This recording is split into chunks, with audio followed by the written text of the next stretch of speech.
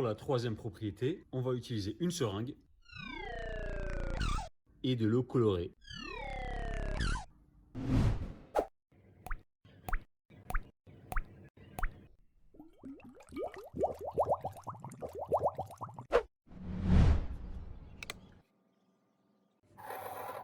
Alors pour l'étape 1, je prends la seringue, Et je vais la remplir à moitié avec de l'air.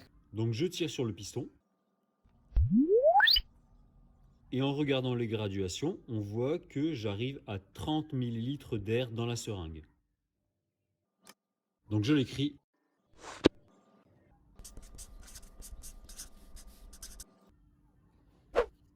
Maintenant que j'ai 30 ml d'air dans ma seringue, je vais boucher l'ouverture avec mon doigt. Et je vais essayer d'appuyer sur le piston.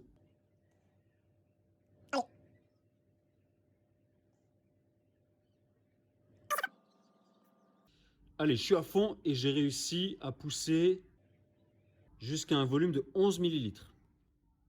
Et là, je vais arrêter parce que j'ai mal au doigt. Donc au début, j'avais 30 ml d'air et à la fin, j'en avais que 11. Donc on peut marquer le volume du début, c'était 30 ml et le volume final, c'était 11 ml. Bon voilà, une expérience très simple. Qu'est-ce que ça nous montre? Eh bien ça nous prouve que l'air, en fait, il est compressible. Ça veut dire quoi compressible? Ça veut dire qu'on peut diminuer son volume. Donc en fait, les gaz sont compressibles.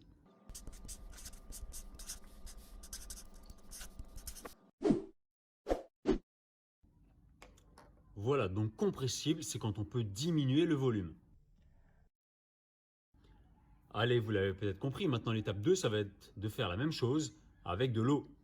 Donc cette fois-ci, c'est pareil, je vais remplir ma seringue avec 30 ml, mais cette fois-ci, ce sera de l'eau.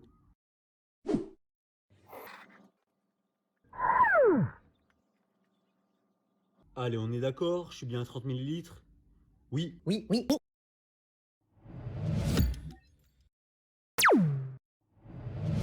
Donc maintenant, la question c'est, est-ce que je vais réussir à atteindre les 11 ml comme tout à l'heure? Donc je bouche l'ouverture et j'appuie sur le piston.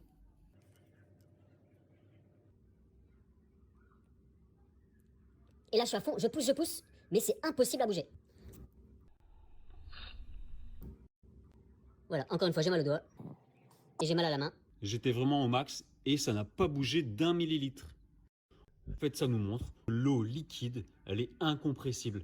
Donc les liquides ne sont pas compressibles, je peux pas diminuer leur volume.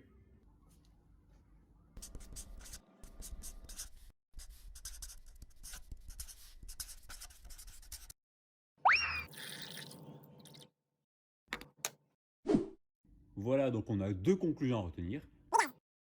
Les gaz sont compressibles, mais les liquides sont incompressibles. Et je rappelle que compressible, ça veut dire qu'on peut diminuer le volume.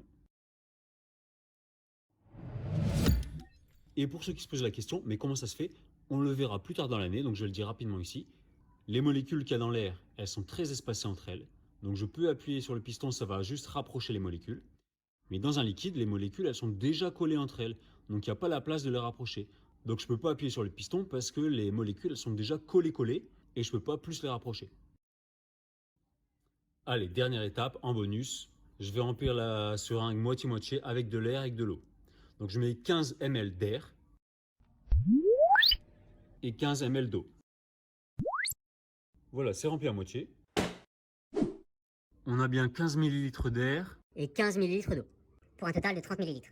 Donc la question, ça va être de savoir, si j'appuie sur le piston, est-ce que je vais réussir à atteindre les 11 ml de tout à l'heure en comprimant mon mélange?